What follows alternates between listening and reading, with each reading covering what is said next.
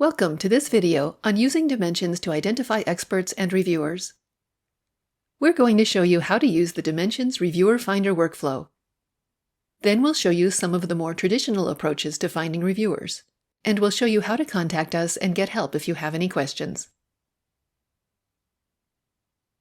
The first thing I want to point out is our support button, where you can submit any questions you have about using Dimensions.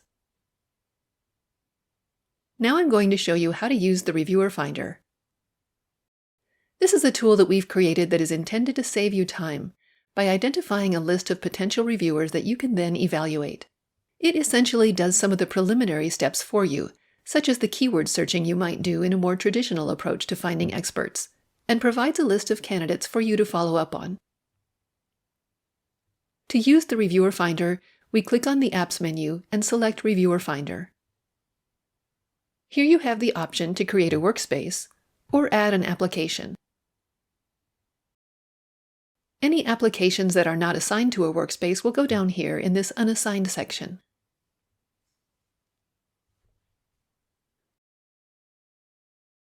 When you click on Add Workspace, you can name a new workspace, basically a new folder or a new project, however you like to think of it. Or if you click on Add Application, you can enter a new application here.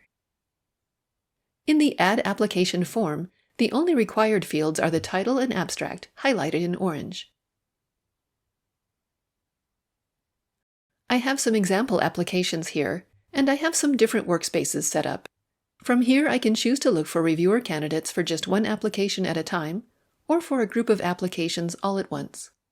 Let's start with an individual application. We click on Reviewer Identification. And here is our application. Let's start by looking at the recommended reviewers. You can see that there's kind of a score here. I want to be clear that this is not meant to suggest that this first person is the absolute best candidate, or that this is the 10th best, or this one the 20th, and so on. This is meant to be a time saver where the Reviewer Finder is doing some of the preliminary filtering for you and giving you a list of suggested candidates with expertise matching the application. These still need your careful review. Here you can see the date range of the publications, which can give you an indication of the career stage of these researchers. Here, Dimensions gives you an idea of the number of relevant publications compared to the researcher's total publications. Note that there is a qualitative aspect to this listing, or a weight, where the person with the most publications might not have the most relevant publications, or be the best match. The point is to not be too literal about the score, or the order, but use it as a guide to make some choices about who might be a good match. This helps identify researchers who have a deep expertise in a given area. Here you can see the details of the relevant publications. Dimensions also provides a conflicts check. Here, Dimensions is looking for obvious conflicts of interest, based on co-authorships in this column and institutional affiliations here. And here you have the option to quickly filter out those candidates with obvious conflicts. Again, these need your careful review. The email icon doesn't give you the researcher's email, but it will conduct an internet search to look for contact information, such as a faculty page or a CV. Here at the top of the candidate list, there are some adjustments you can make. You can change whether suggestions are based on the candidate's publications or on their grants. You can change the number of years that are being considered. To focus on more recent or current topics, you might want to make this smaller. If you want to be sure your results include more senior researchers, you might make this date range larger. And here you can adjust the required similarity. High similarity will give you a smaller set of results to work with, but if you're not finding what you want, you might try adjusting this to cast a wider net. On the left, we have our filters. These are the same filters that are available in our main user interface, and you now have the option to select multiple items or exclude terms. For example, you might want to filter on research category. Dimensions has incorporated several widely used classification schemes, such as the Australia and New Zealand Fields of Research, the Research Condition and Disease Categorization, the RCDC, the Cancer Types Classifications, some broad research areas to help you quickly narrow down your search, along with several other classification schemes. You can filter on a single term by selecting Limit To on the right, or you can select multiple items by using these buttons to the left of the term list and then selecting Limit To in the blue box at the bottom of the filters. Here I'm going to limit my search to earth sciences, or oceanography, or physical geography. Or you might like to exclude a term.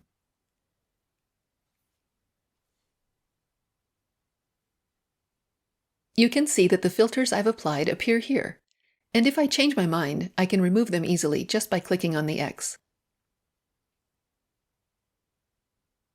At the top of the record, you can see the concepts. This is a list of terms and phrases that the Dimensions algorithm has identified as co-occurring within the search.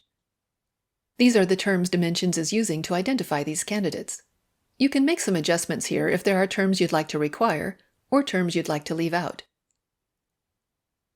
And you can add additional terms here. I would suggest not spending too much time working with the concepts to start off. We find that the default results are pretty good. But if you aren't quite getting the results you want, this is one way to refine the search. Going back to the Application Manager, as I mentioned, you can also search for reviewers on a group of applications. Here where I've set up this workspace, I can click on Reviewer Identification at this level, and here we see the recommended reviewers for this group of applications. These boxes represent the applications in this workspace, and if you hover over them, you can see which application each box is associated with. These green boxes show you which of the applications this reviewer is recommended for. As you select these candidates, the row of boxes shows you which of the applications still need a reviewer.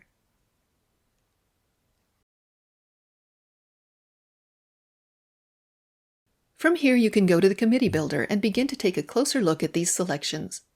You can add notes and keep track of the conflicts checks and easily see where you still need to add reviewers. For workspaces with a large number of applications, you can use the clustering feature to group the applications into subtopics. You can specify the number of clusters and the degree of similarity within the clusters, and Dimensions will suggest groupings based on common key terms, as we see here.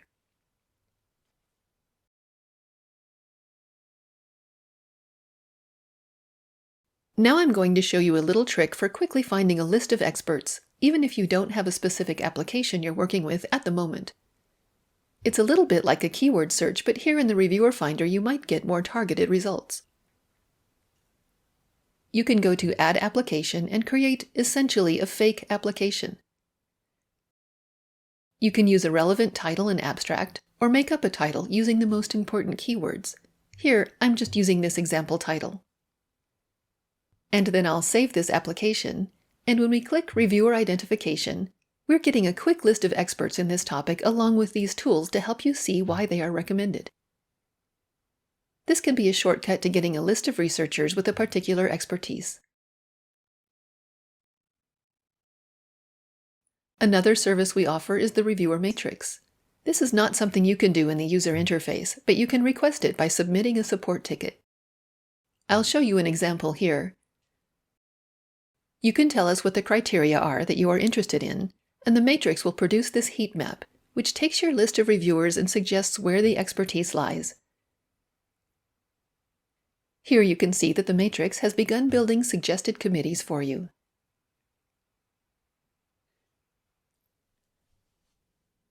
Now we'll take a look at some of the more traditional ways you can use Dimensions search features to identify experts.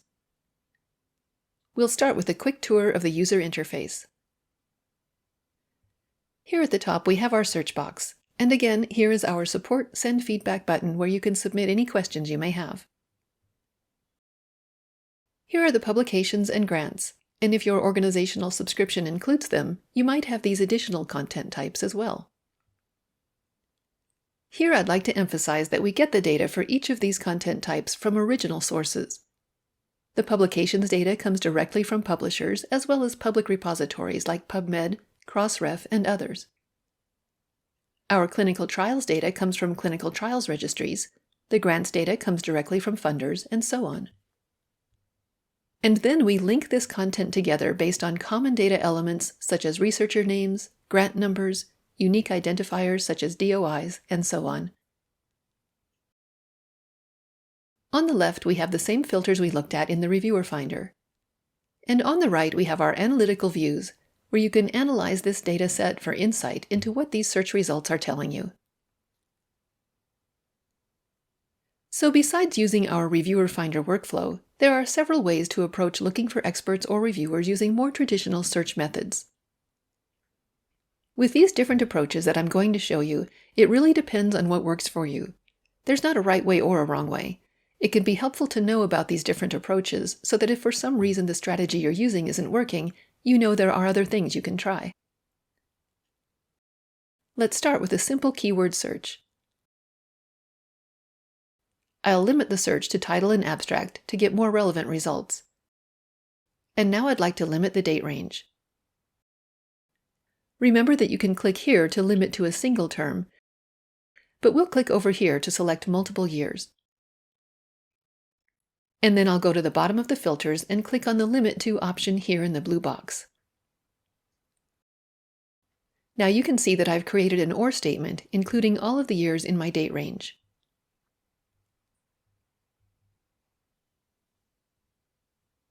Looking at the research categories, maybe we'd like to focus on the mental health and well-being aspects of food scarcity, so I'm going to limit to behavioral and social science or mental health.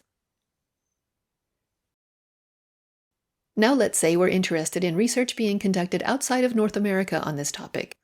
So we'll go to Location of Research Organization, select US and Canada, and then click on Exclude.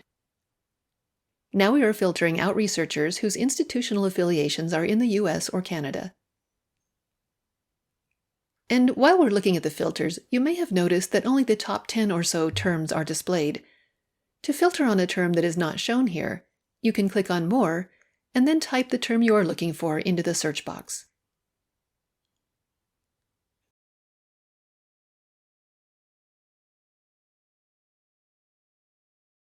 Once you're happy with your search results, you can go to the Analytical Views and start analyzing this result set.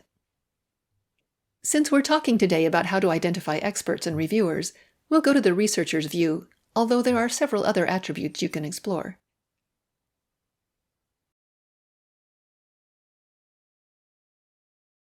Here you can see the list of researchers by publication count that are represented in this result set. Going to the heat map, the default display is showing funders associated with these researchers. But we can change the columns, and if we select the RCDC classification scheme, we can very quickly see the focus areas associated with these researchers, and you can click right through to their relevant publications.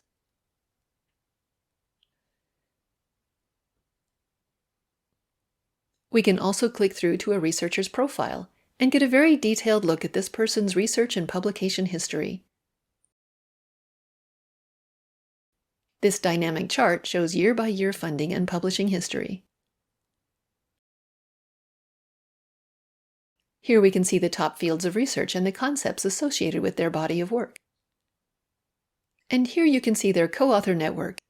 So if for some reason this particular researcher is not a good candidate for your expert panel, these co-authors are likely to have similar expertise and might give you some other options to consider.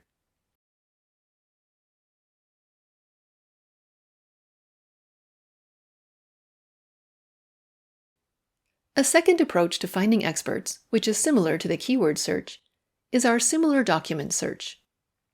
Here you can paste in an abstract, or a project description, or even just a block of relevant text, and Dimensions will identify keywords and phrases and match them to publications and grants in the database.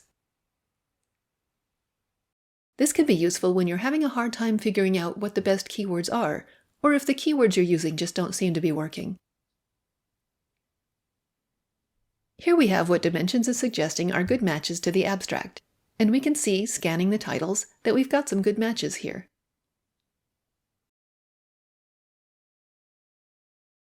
From here you can do the same filtering and exploring in the analytical views that we were doing before with our keyword search.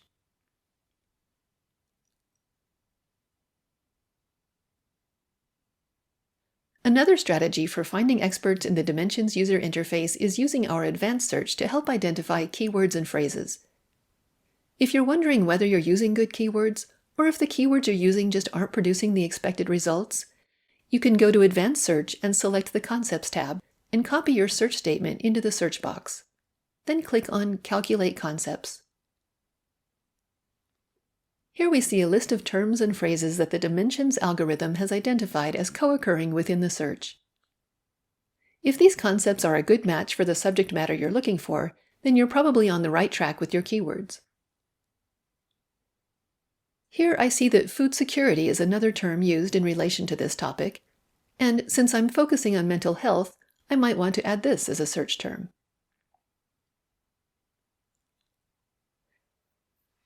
If the calculated concepts are off or represent aspects of the subject matter that you don't want included in your search, then you know that you might need to adjust your keywords. Remember that if you have any questions or problems using Dimensions, you can get help here at Support Send Feedback. This concludes our overview of Reviewer Finder and expert identification strategies. Thank you for using Dimensions.